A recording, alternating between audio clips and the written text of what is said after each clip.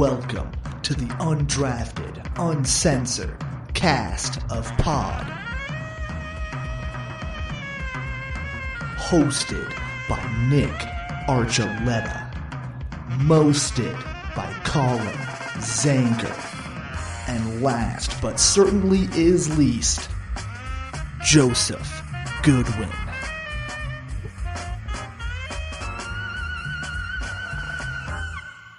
Welcome in, everyone, to Undrafted Uncensored, the first of our bi-weekly broadcast now. I mean, I guess we can technically count yesterday, but actually Friday. Right? Well, it was yesterday. It was Saturday. Was it yesterday? Yeah.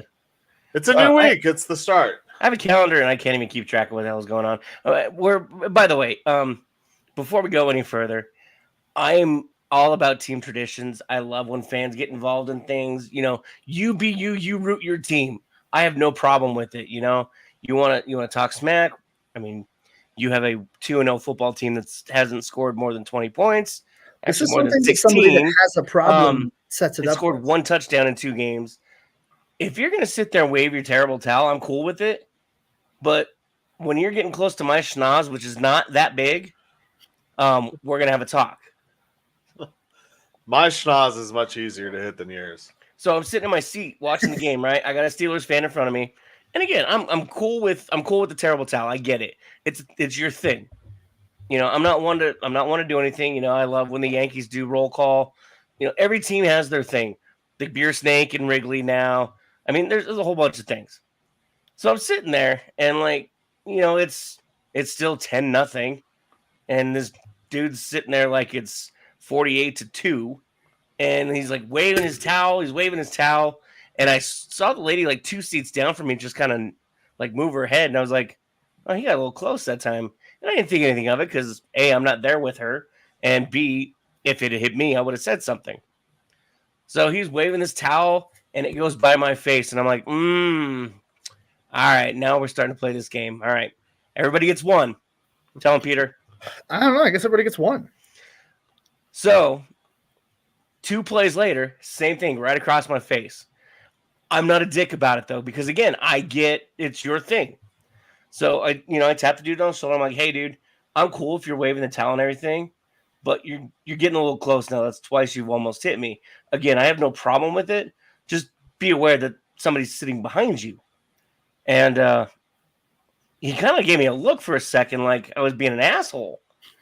And I'm like, I was nothing but nice. I even told you keep doing it and have fun. Like, it's not like I went, hey, fuckface. You almost hit me twice in the face with your little piece of shit towel. No, I was cool about it. And he kind of looked at me. And then, like, when he first started waving it, he, like, knowingly leaned forward as far as he could to wave it the first time. I'm like, really? This is the game we're going to play when I'm trying to be cool about this? Well, speaking of traditions, we have at Mile High Stadium the incomplete chant. Yeah. I'm just wondering, were you guys chanting that every time Dulcich dropped one? I mean, he had a no bad voice. Game. We had no dude. Bad. Yeah, so here's my problem with this, and I'm for the last 2 years we've been clamoring for Dulcich to get healthy. We're like, oh God, we just need him out there. We just need him out there. I could catch more passes than him right now on an NFL field. Well, yeah, but that was also a lot of hyperbole and a lot of people just like, hey, remember that one game against Jacksonville in London where he fucking went off? That's potentially possible in every game, right? Like, technically, but like, come on. The dude's coming off of injuries. He flashed a couple knee injuries ago, but like I don't know if he's the same guy. I don't know if he's going to play with the same intensity, you know. The hand bone's connected to the arm bone. The arm bone. Nope. I don't hear knee bone in there anywhere. Yeah, his hands were not working today. Yep. It was. I was just wondering how the fans were because I could hear him booing on the radio. Oh, dude, I ended up playing a doubleheader today, and so we got I was frustrated. Home. I wasn't really paying attention. By the way, what the hell, Broncos? You give up the one touchdown, the one, and I knew like early, so I was like, whatever, that bet's dead. The rest of the damn game, all right, the rest of the damn game, my $1,400 or whatever it was, $1,000 that I would have won if you didn't stop the one freaking touchdown. You could have lost 9-6. It's the same thing as losing 14-6, you jackass. Oh, dude, that's the worst. I had that last year too. I had like a $1,200, $1,500 payout of a stupid big parlay, and the very first quarter of the first game, because it was wild card weekend, the parlay fucked up. Baker Mayfield threw the pick he was supposed to not throw that he hadn't thrown in like 5 games. Then every single thing I bet on proceeded to hit after that. Every single one. If I had just misclicked and put Baker to throw an interception, or if I had gone with my original instinct to take him to throw one, and then I was like, well, I should do some research and see, oh, he hasn't thrown one in 5 games? Bet. See, I still didn't have a bad day. You guys saw my bet sheet. 2 wins today. Can't be angry about that. Thank you, referees, for the flag. I don't think it was that egregious. It wasn't. It was definitely a gray area. Could have been called. Could have not been called. Both sides would have argued either way, whether it was called or not. So I'm just glad that Butker had a chance to kick that field goal at the end to win me my $300. I heard it. I just haven't had a chance to actually sit down and watch it yet. So, I mean, I'll definitely have to take a look at that later. But like I said, I did hear it because obviously it's big news all over every sports channel right now. It's like I said, both sides are going to argue that one no matter what. It's the pass interference in the Super Bowl call. It's all of those, it's not a Hail Mary pass interference call. That's not what it is. All right. It's not Saints Rams NFC Championship blatant missed call. Yeah. I mean, there's a lot more gray area than that. Yeah, it was just the guy was making a play on the ball, but he went through the receiver and they called it pass interference. And it's like either way, both teams are going to be angry no matter what gets called there. And if they called it one way, I would be fine with it, but I'm happier that they called it the Chiefs way. I'm still pissed at the Broncos though. Like, I knew you were going to lose. I knew you weren't going to score any points. I mean, what was my prediction? 12-9 or 12? Yeah, something stupid like that. Yeah. Yeah, and 13-6. There we go. Awesome. Good grief. Yeah, it was. The profit's back, baby. Do you want to start there, or do you want to go up to Fort Collins first? Let's hit Fort Collins real quick, and then we can get into this. Okay, yeah, because I know we're going to stay longer on the Broncos anyway. So let's get it out of the way.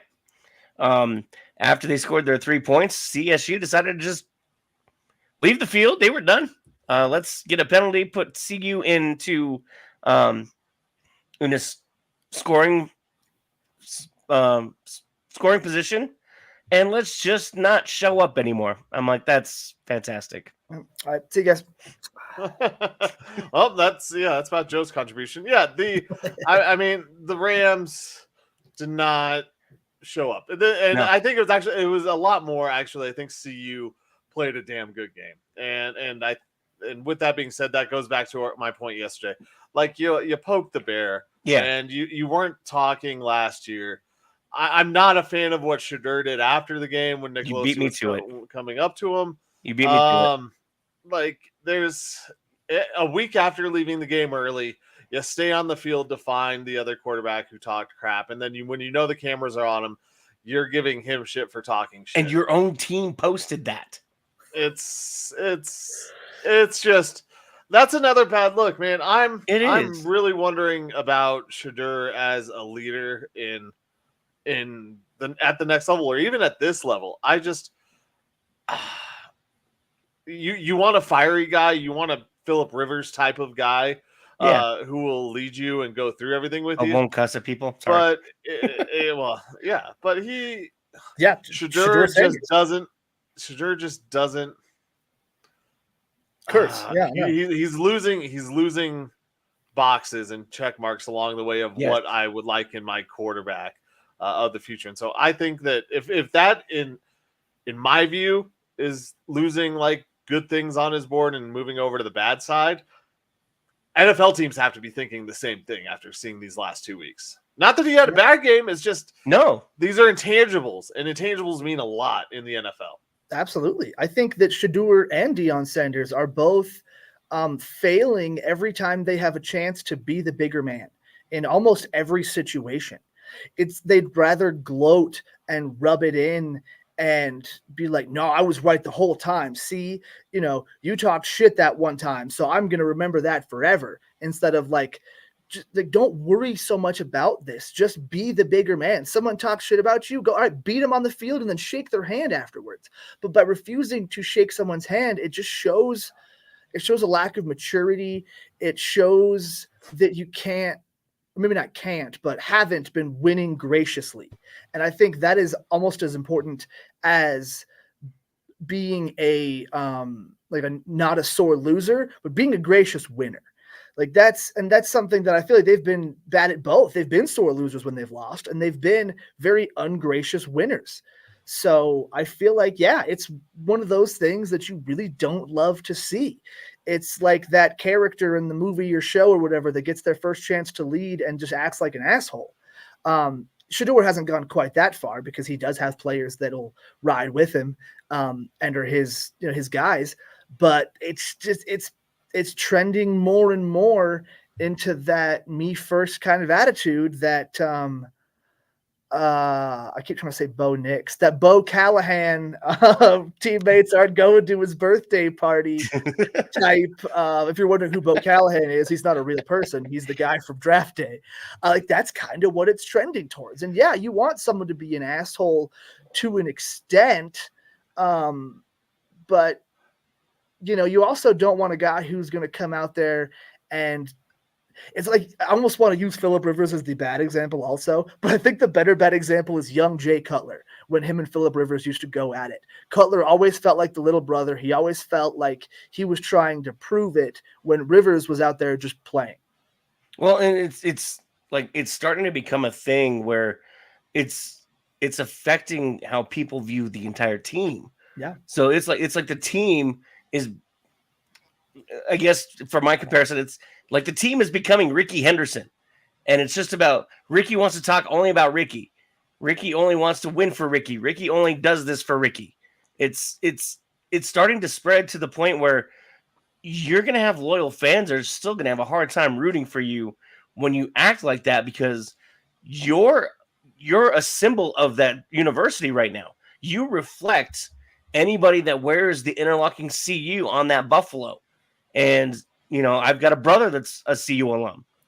And I'm wondering how much longer they're going to, like him and my parents are going to put up with just that narcissistic attitude, I guess. Well, I sit here and, Joe, you kind of said you had these guys following you. And I'm kind of believing that these guys are kind of following him because there's mute. All right. I kind of think that these guys are following Shedeur and they're kind of following or riding his coattails in a way. Yeah. Maybe they're doing it kind of maybe because they have to. And I don't want to say have to. That might be the wrong word or phrasing. Maybe it's more so because they just that's what the culture is there. You just have to follow whatever Shedeur does because that's what Coach Prime says in a way. And yeah, I don't think that's going to work at the next level. I really don't. And as talented as he is, I don't believe that right now he's fit to be a quarterback in the NFL because he's going to talk about losing locker rooms. I mean, this is Ryan Leaf losing a locker room type of stuff. Like placing the blame on everyone else. Joe, you can mute yourself when you're leaving and talking. Now you're unmuted. But it's like literally Ryan Leaf type of throwing other people under the bus, blaming other people. Even Zach Wilson in New York just last year when he was blaming the defense or blaming blaming the defense. Excuse me, like that he played well enough to win the game. So it's bordering on, like I said, I don't know if I think NFL teams are going to start shying away unless he changes his tune real quick. Well, and to piggyback off of that too, Crap, what was I just going to say? Words. I just lost my thought. Damn it. I mean, and I don't know if I think teams will probably shy away to an extent, but I think a lot of it too is just the play on the field. If he can overcome all that, like Antonio Brown stayed in the league way longer than he should have. So as long as Shedeur can put up the numbers and make good decisions, then he'll still keep himself in those conversations. But he may act himself out of the number 1 overall pick and end up losing it to maybe Quinn Ewers or whoever else is going to come out in that draft. Because if you see a guy, 2 really, really good quarterbacks, potentially great quarterbacks, one seems like less of an asshole, you're going to go for that guy. Well, and this is, I'm not trying to sound mean and I'm not trying to downplay it or anything, but I think you are. This is coming from CSU. You're getting trash talked to you by a Mountain West team and a quarterback that was supposedly going to go to K-State for a crap ton of money and stayed at CSU. You and your defense just walked all over that team, and you're going to be offended by Fowler Nicolosi's comments? Really? That's not even a professional level. Yeah, like I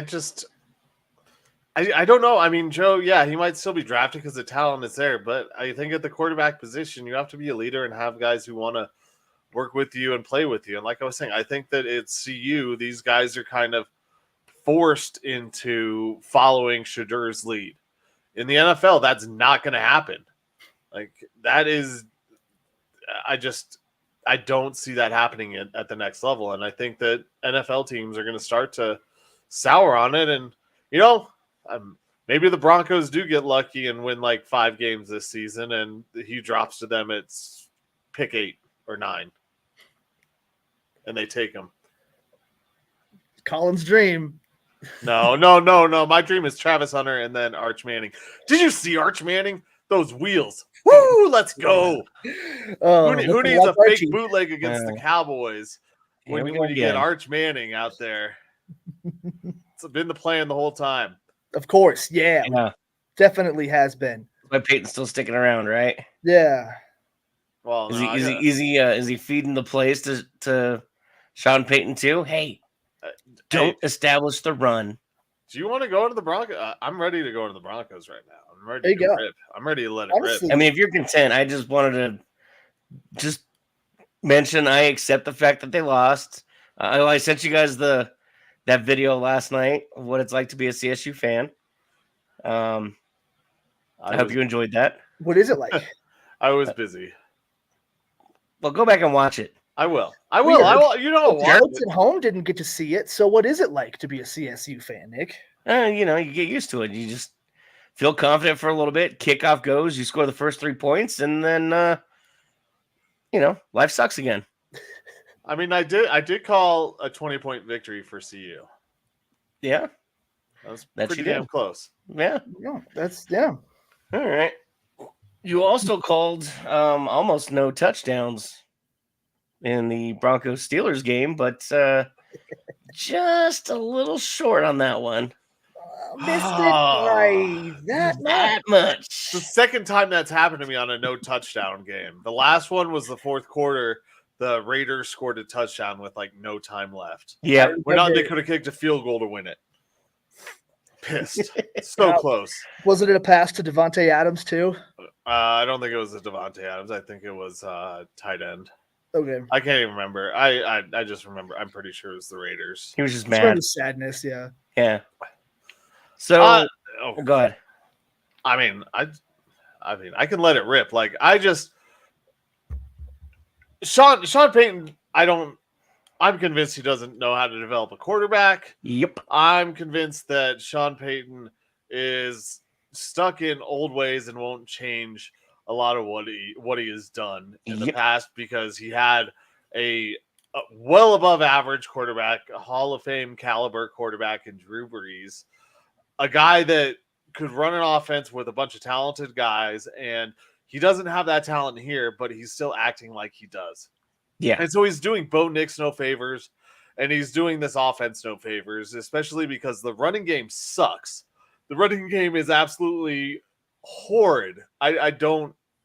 Ben Powers or McGlinchey, one or the other was supposed to be the big run guy, the great run blocking guy. And either one, it doesn't really matter who the hell it was because they both suck at it. The offensive line can't block for Bo Nix. And Sean Payton is not calling plays that helps Bo Nix develop. I don't know. The Wildcat play worked out pretty well. Okay, so you pull one trick play out. Yeah, cool. It's a trick play and it worked awesome. Like, that's fun. Of course, it's great. But this team just isn't good, and I don't know what Sean Payton is doing. Besides the fact that he was surrounded by a bunch of talent in New Orleans, and that talent, could make all those plays that he was asking for. And this team, he doesn't know how to adjust to make it work for them. Well, and what makes it worse is most of these guys, he handpicked. Like he kept these guys around because he said he was going to clean house. That offensive line is still there. Most of these receivers are second and third year guys, except for a couple rookies. Your tight ends they can't block, let alone catch. You handpicked some of these guys to stick around and help you build. And you're saying you're going to have to whittle down the playbook a little bit more. You were just raving not 2 months ago that Bo Nix came in and learned the entire playbook with absolutely zero problem. And now you might have to cut down on some of this stuff because it's too much for him. Is he smart or is he dumb? Which one is it? And I mean, it's not just that. Like, if you come in and learn the playbook, did every single player learn the playbook that well? How well did he really learn the playbook? Did he have the ins and outs totally down? When you have something learned and then you spend a few months doing other stuff, how much of it do you still retain? How much overcomplication? One of the best sound bites from the press conference that I heard earlier from Sean Payton is him talking about how he's the one that calls the plays. And so a lot of that is on him. But they've been doing a lot of substitutions and a lot of extra stuff. Yeah. He's like, we've been moving a lot of guys around. And honestly, I'm not sure how much it's been helping us, is what he said. And I'm like, ooh, that's some pretty honest self-reflection right there. It's not even necessarily just the playbook, but it's the substitutions. It's the little weird stuff. And to go back to one of Colin's points when talking about the trick plays, when all you have to talk about of success on offense is a trick play, that's a huge red flag. That is very indicative of the fact that your offense can't function. It felt like in game one that when the run didn't work, everything fell apart. In this game, it felt like they weren't even trying that hard to run, and everything still fell apart. There was another question of asking Sean Payton. He said something on the lines of Sean Payton did about staying patient with the run. And so the reporter asked him about, if you're staying patient with the run, how did you only have 7 runs in the first half? 7 out of 20 plays. And that was when he said, like, yeah, you know what? And that's on me because I'm the one calling the plays. So we got to analyze it and figure it out. So I feel like a lot of it too, they thought that they had more than they did. I think they thought that the offense was going to be a lot smoother than it actually was. And it feels like they had an idea of what this was going to be, and it's not what's happening. And I don't know what the disconnect is. I don't know if it's Sean Payton is trying to keep the training wheels on too long, if Bo Nix is scared to throw deep or over the middle, if it's a combination of both. Like, is Sean Payton calling deep throws and Nix is immediately checking down from them and going to other guys? Well, he clearly has the arm for it. You're overthrowing your wide receiver on the sideline by 14 yards. I mean, what are we doing to tamp that too? Because that's another problem is he's not hitting his receivers. I mean, is there like a depth perception problem? Is there what else is going on? Because, and I'm not trying to push all the blame on Bo, but he's the biggest part of this puzzle that you need to have correct. He's like Charlie Sheen and he needs some glasses. Well, it was a good point you made there, Joe, about did everyone else learn the playbook? That's very true. Like, who knows? Because Marvin Mims barely got on the field last year. Maybe that's part of the reason why he didn't know the playbook. He didn't study it. Troy Franklin, when I was listening, he was wide open on one play down the field that Nix didn't get the ball to him. I don't know. I didn't see that play because it wasn't part of the rewatch, the recap video. But I'm sitting here, and when we're talking about Sean Payton, what's Sean Payton's defining play as a coach? It's the onside kick. Yeah. What that tells me, the one they didn't do Sean. Today? Sorry. Well, yeah, that was another stupid thing, but what that really tells me is that Sean Payton's defining play is an onside kick. We're talking about a trick, gadget, freaky play that worked out well today. The only thing Sean Payton is good at is once in a while getting a weird play to work out his way. Because are we talking about the onside kick to start last season in game number 1 that didn't work out? How about all the other trick plays that haven't worked out that he's tried to call? His success rate is not that great at these things. And I'm kind of convinced that, oh man, the Broncos need they should have freaking just kept hacking, okay? They should have kept hacking one more year, taked it again, gotten this whole other coaching search, gotten Mike Vrabel, gotten Ron Rivera. They should have just let it go for one more year, or get Sky Daddy. I don't care. I don't even care. Like, whatever the hell it was, but after the 70 point beat down that they gave up last year, no heads get on the chopping block for that. Yeah, the defense looked better, but also they won some fluky games. I mean, this is I think this whole organization is just devoid of talent beyond, well, Baron Browning is hurt now. He's probably not even a Bronco next year because he's going into free agency. Besides Surtain, Nix you're going to hold on to for sure. Maybe little Jordan Humphrey? But no. I love Lil Jordan, but no. In terms of talented players on the team, you got Garrett Bowles. He's still a good left tackle. There's not a lot of good left tackles in the NFL. He's still a solid starting, definitely top half of the league left tackle. Did he have a holding play that brought back like a 25 yard day, though?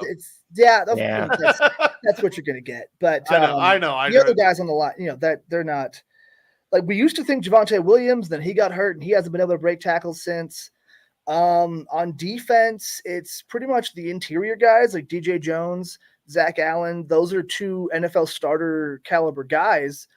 But yeah, I don't even know. I wouldn't call them like extra talented though, or those are like, those are good pieces to keep on your. Yeah, it feels like a bunch.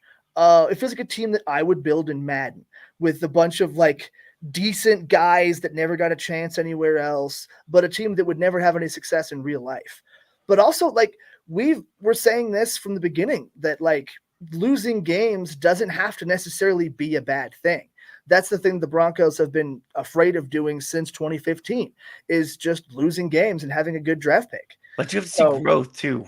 Exactly. And we haven't seen, it's only been 2 weeks though also, but like at the same time, you want to see some improvement from week 1 to week 2. Yeah. You want to see it. I don't want them to keep making the same mistakes for the first like 3 or 4 weeks and then finally start to change something once they have like enough data or whatever. Cause like you can tell the things you need to do. You need to be more aggressive.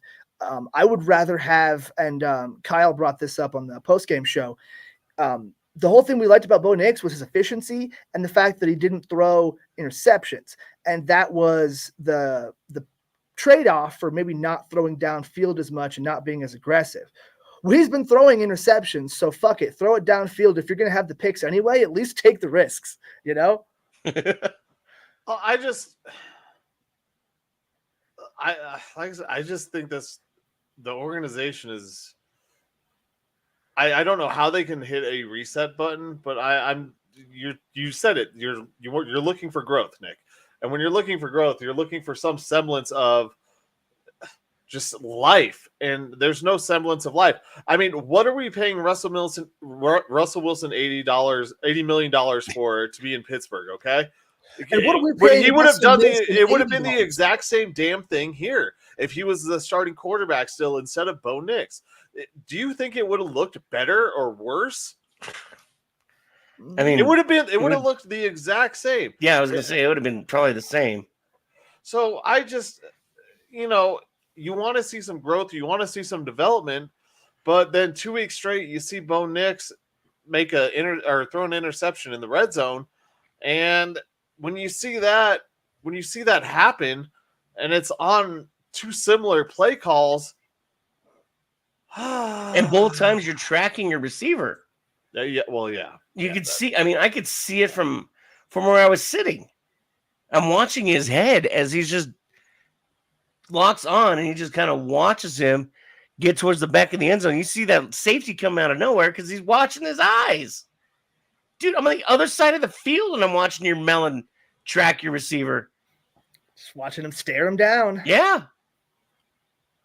I'm just, I know I predicted a 2-win season originally and upped it to 3. And I hoped, like I said, that I saw some growth. And I still hope that there can be what Jordan Love's the only recent one that I can point to where they had no success and that turned into success later on, because CJ Stroud lit everything on fire last year. Yeah, he did. I mean, he was great.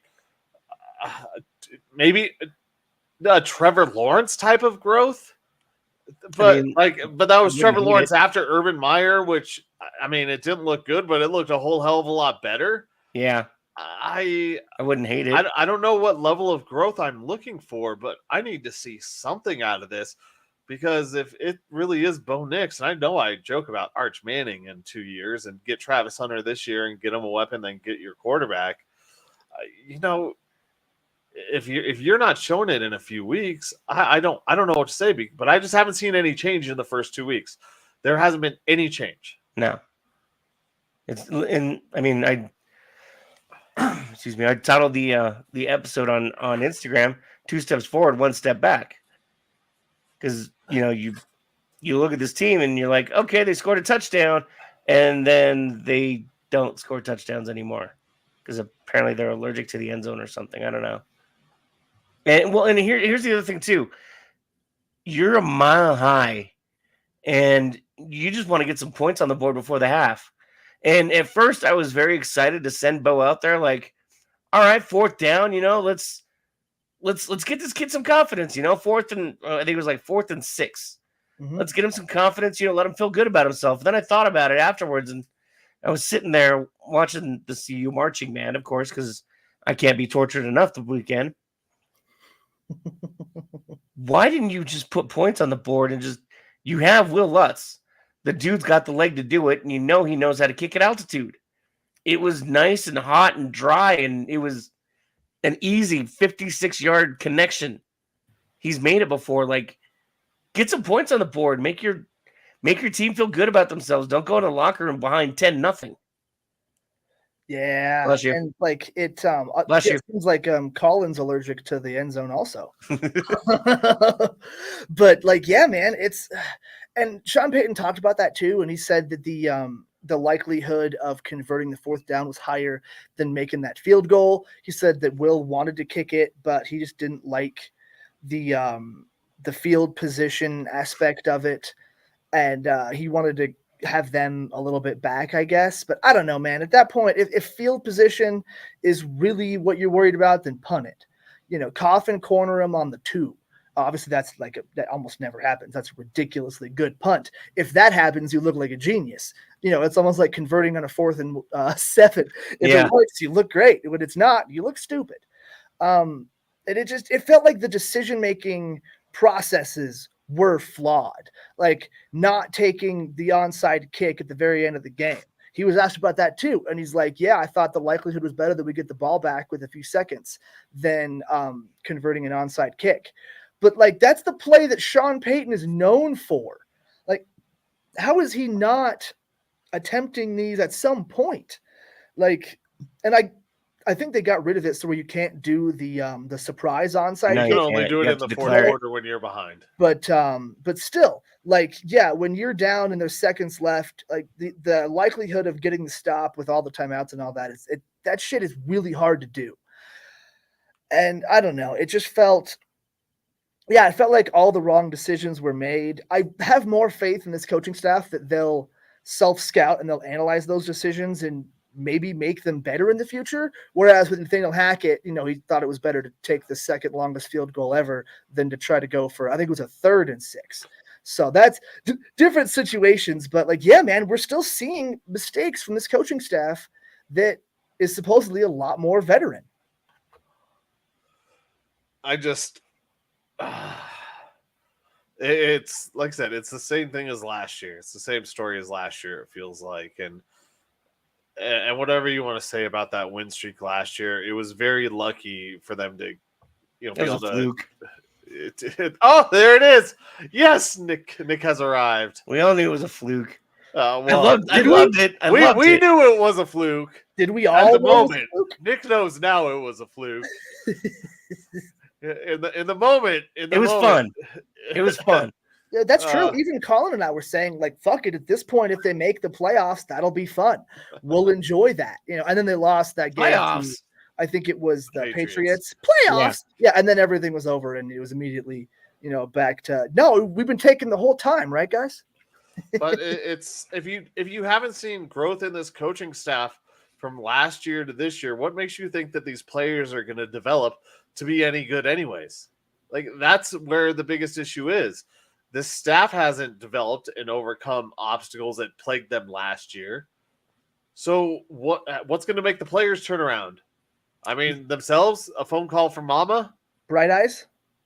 Do you think the Broncos sold their soul, so now they're cursed? No, they're not the Raiders. I'm just picturing that's the Dolphins. Because I'm picturing Harvey Keitel as the devil telling Dan Marino, "No, you're just too nice a guy. I can't take it."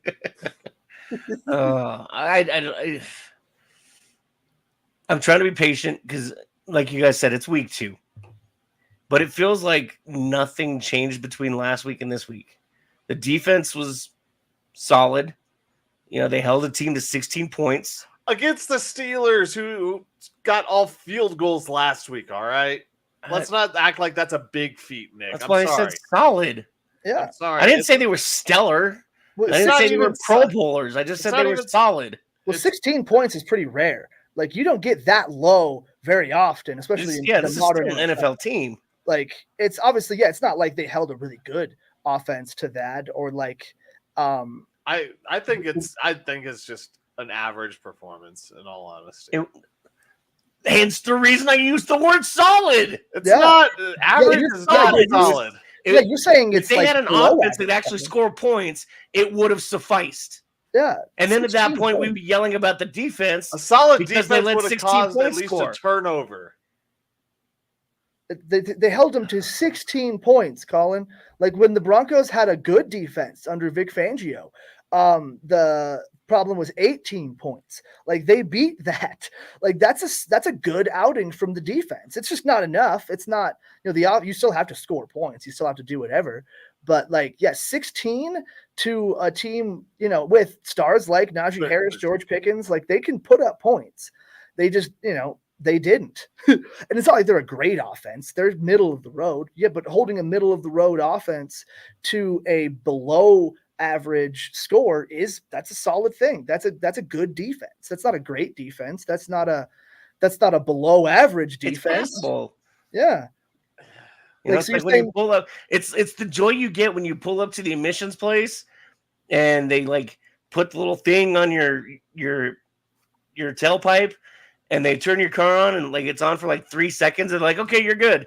You feel like you kind of won something at that point. You feel good. No. I'm not going to sit here and say the Broncos defense was bad. They played fine. Yeah, why am I arguing about how bad? I'm not saying they're a great defense. I said they were good. They did what they needed to do, and they have a terrible offense that can't score points. It was a solid performance. I don't see it being a solid performance on their part. The offense for the Steelers is terrible. And the one guy that they have that's super talented is George Pickens. And you have Justin Fields. He's your favorite. You were talking about how great he was last year. I was saying how he couldn't keep taking sacks. Yeah. But like, yeah.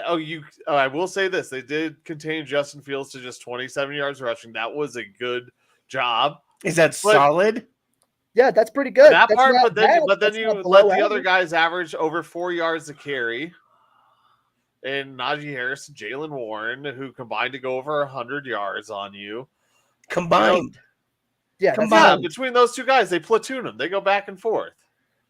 The Broncos, between all 5 guys who rushed the ball, Bo Nix is once again the leading rusher, and the Broncos had 64 yards.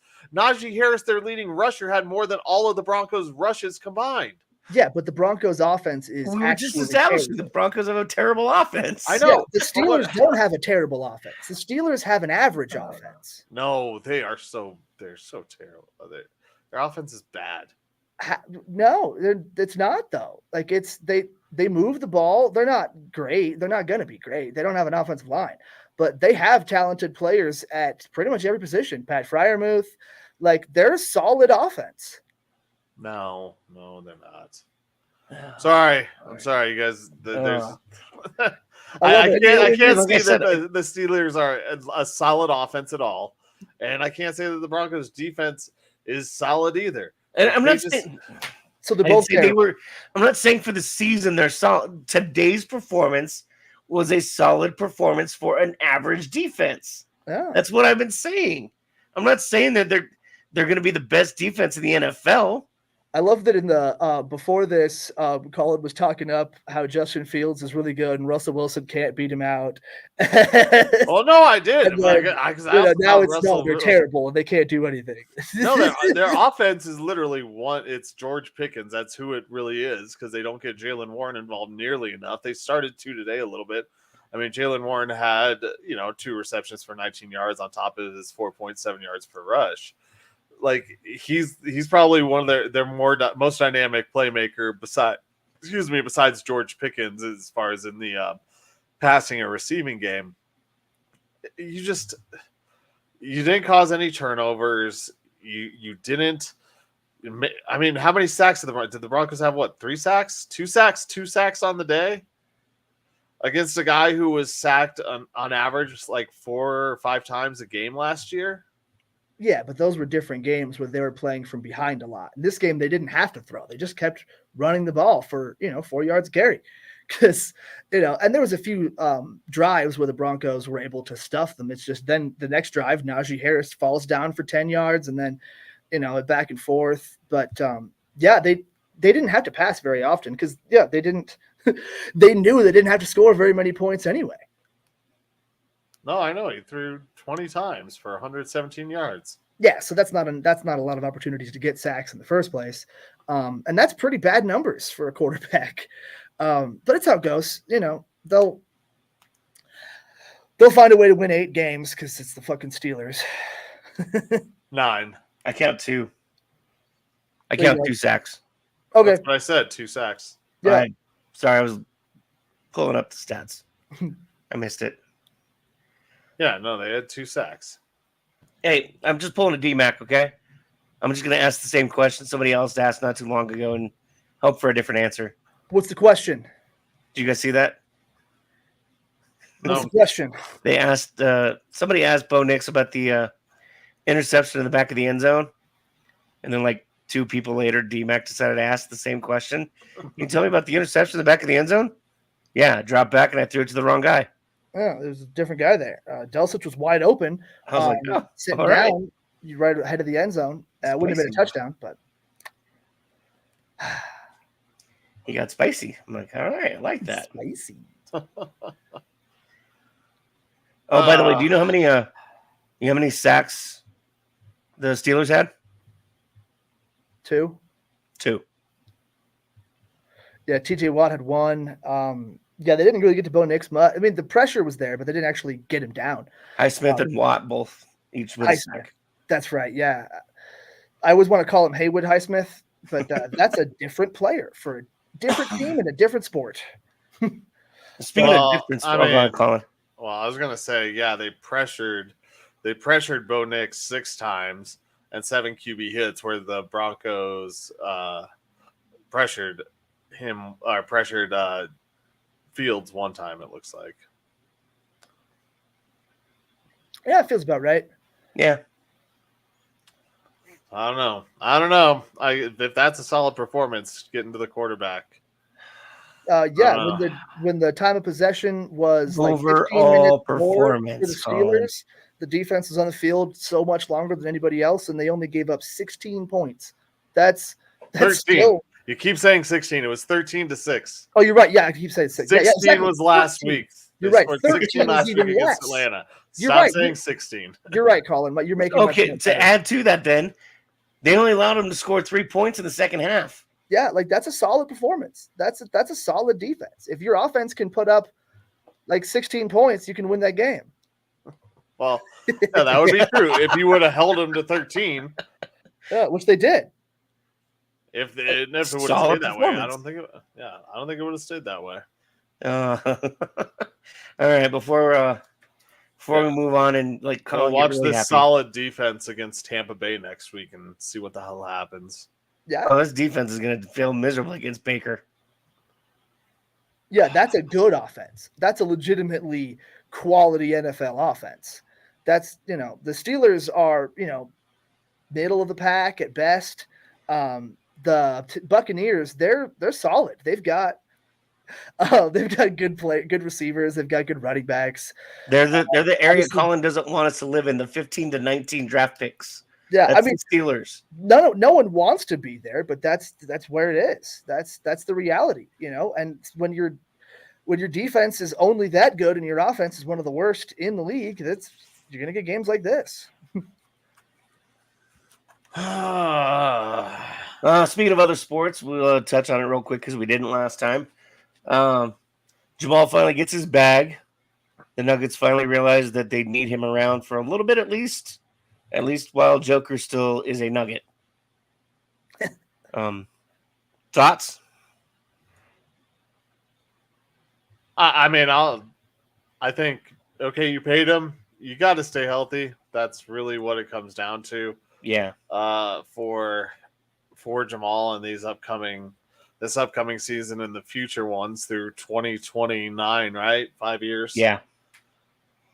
It'll be interesting to see how many of those years, if Jokic stays with him throughout that. I don't know if Jokic stays for 5 more seasons in the NBA. I hope he can stay healthy, because the one thing that has been proven is that if he does stay healthy throughout a season, the Nuggets obviously win an NBA championship. Yeah. Or they're a legitimate contender. Maybe I should just say that. If he's not healthy, if he's not playing in these games, I think that loses a lot of the cohesiveness on that offensive side of the ball, and even on the defensive side of the ball, with the switches and the way that Michael Malone brings guys in and out of the lineup and will or won't play certain players. Even though you kind of know who's going to be playing, when you have Jamal Murray in there, we saw it on the championship run. When that second unit came in, Michael Malone wasn't afraid to make a switch to another guy on that second unit.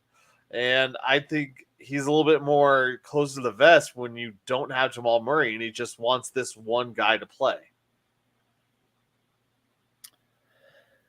Yeah, I mean, it's going to be tough because I think that Jokic is trending towards playing longer than we ever thought he would previously. Like, if they don't win that championship, I don't think that he has the motivation and the love of winning to keep going. Because he said last year he got addicted to winning. He wants to win multiple championships. He wants to be that guy.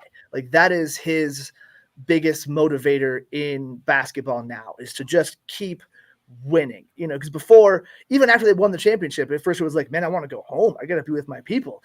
And then after it starts to set in, and, I fucking want to stay on parade. And I would never have expected to hear him even go to the parade before. So him kind of doing that, and then the way that they went through the season last year and said, no, we're going to get the number 1 seed. Fuck everybody else. We're not going to sit here and sit back and let other teams pass us up in the standings and maybe feel a little bit healthier, which honestly was probably a mistake. But I don't think Jokic had really embraced that mentality until last year. So if you can get that, like, that's one of the biggest things with the offseason of trying to get Russell Westbrook and trying to continue to compete because he is motivated. So I'm more optimistic now than I ever was before that Jokic will play that long. I still don't know for sure if we get the full 2029 Jamal Murray contract length out of Jokic, but I would love it because he already plays like an old guy now. So Jokic getting old, it's not going to look that different. Knock on wood. But I think the Jamal contract, it's huge. It keeps your team with the best 2-man game in basketball, which is a big deal. I know a lot of people try to say that, well, he's the best player in the world. So you put somebody with the best player in the world and they're going to have the best 2-man game in the world, right? No, you need to have a guy with the correct skill set, a guy that, and him and Jokic, they're fucking simpatico. Like that duo in and of itself is huge. But yeah, the biggest issue is his conditioning. He's come in from the offseason out of shape too many times, especially last season after coming off of the championship season and all that. He wasn't in great shape and then immediately started to get hurt and had issues. And so if he can just keep himself in shape, it's very similar to the Luka problem. Luka already looks like he's gained 15 pounds, if not more, since the end of the NBA season. So if he can keep up with his conditioning, then it's going to be an amazing deal, especially if the NBA, like Colin was saying a few pods ago, keeps increasing its salary cap, and the team is able to keep all three in Jokic, Murray, and Porter.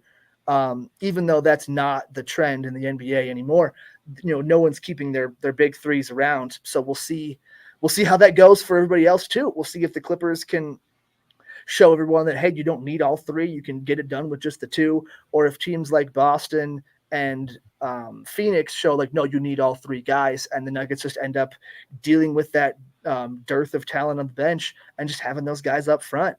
So it's an interesting domino to see fall. Thank you, everybody, for tuning in. Sorry, Colin. Yeah, thanks, guys. I was just thanking everybody real quick for tuning in. We've had some pretty good numbers tonight, and we all kind of got lost in the Broncos game. So thank you, everybody, for tuning in. Like, share, subscribe if you are enjoying what you're seeing, hearing, feeling, or just want to yell at us some more. Go ahead, Colin. That's exactly. I was going to start off with that too, but the one thing I really I was going to say after thank you everyone for watching is, if anyone knows about the importance of conditioning, here on this podcast, it's me right now. All right? After playing my 2 damn baseball games today, and I went to go field a ground ball, I was playing third base. And I haven't really played third base competitively in a minute. Like, I played it a little bit this summer. But I was going to field a slow ground ball at third and try to pick it up and throw it to first.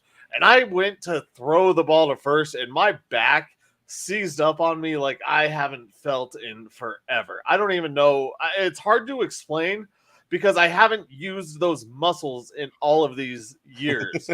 And I know this is a longer term thing that I'm talking about that I haven't done.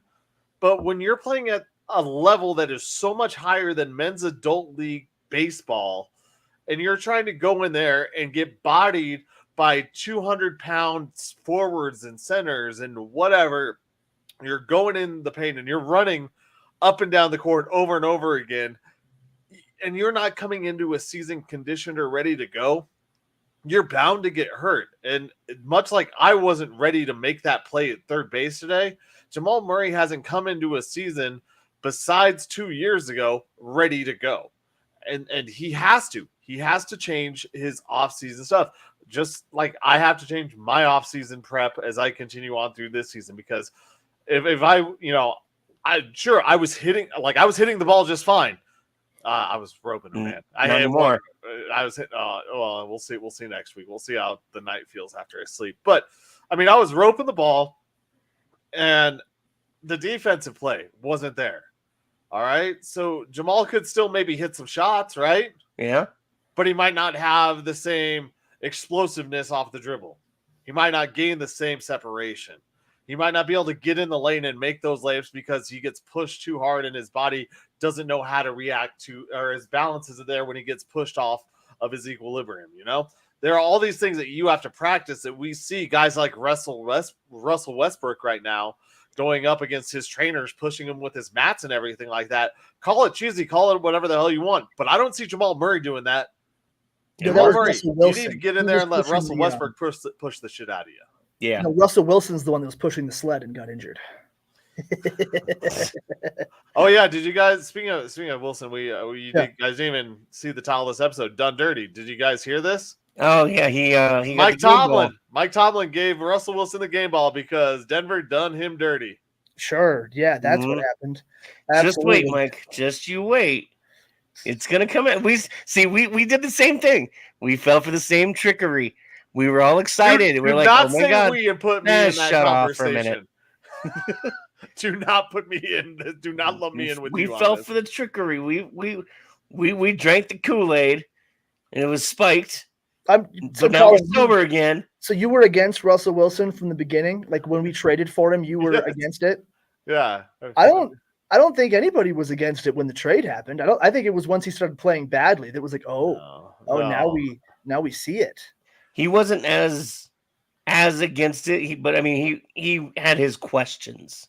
I was more of a why are you getting Russell Wilson instead of drafting someone? Well, yeah, we all like why are you doing this with a guy who I just don't think is very good? Like he was carried by his team, so that was. I got your back. Yeah, I got your back. See, I got you. I mean, I wasn't like, oh my god, I didn't think the Broncos were going to become the dumpster fire that he started on his first day at Mile High Stadium. No, yeah, nobody could have predicted that. Yeah, but I definitely wasn't for it. I wanted Matthew Stafford. I wanted Aaron Rodgers. I did too, actually. I wanted Stafford really bad. Those were the guys I wanted, and I felt like, much like Bo Nix, I felt like Russell Wilson was settling for the last person at the bar. Yeah, it did feel, and I think that was a pretty common sentiment because at that point, Broncos fans were pretty resigned that we were never getting one of those guys. Aaron Rodgers was not coming here because of the draft rumors the year before that didn't happen, and then Matthew Stafford didn't get traded, and it felt like Russell Wilson had the rumors that he wanted out for a couple years, and then the rumor was the Bears, and so it was. I think we were already kind of resigned to not having one of those guys. So then it was like, oh, fuck, we actually got one? Okay, well, that's cool. But, like, we were already ready to, draft somebody or deal with one more bad year of Drew Lock, Teddy Bridgewater, and then get a good quarterback the next year. I loved Gardner Minshew. That was what I wanted. Not because I thought it would have actually been good, just because it didn't feel like the Broncos were going anywhere. So fuck it, bring in a fun quarterback. All right. Well, something the Broncos won't be doing much is the victory formation, and we got to get to it. Yep. This is the victory formation. All right, boys, here we go. Best play in football. 6 red tight diamond victory on 1. Break. Okay, 3, 2, 1, it's jam. The Pick'em segment, proving that Colin Zanker is the most humble man in the history of time. Least. Featuring Nick Archuleta, wishing he was somewhere else. And Joe Good, just kind of winging it. I don't know if that remix for all of you like it did for me when I was listening, but my computer went wah, wah, wah, wah. All right, well, we already covered that we all chose the Dolphins incorrectly on Thursday night. Joe and I both decided to pick the Dodgers over the Braves, and guess what? The Dodgers beat the Braves. Nick, you lost $10 on that. It finally showed up, huh? The Texans ended up coming out victorious over the Bears. That was a minus 250s, meaning all of us won $14 on that. So far up until tomorrow night, but we'll have another one added in on our next show. Me and Joe are tied 22-70. Joe and Nick, you lost $6 this week. Nick, you're still in the lead with 637.79. Joe in second at 582.91. Me in third at 502.12. There's only one game to pick between now and our next show, guys. Nick, do it. New England Patriots, New York Jets in New York, Jersey, MetLife, East Rutherford. Jets, Jets. Taking the Jets. Joe. Jets, suck. I'm taking Jacoby Brissett and the Patriots.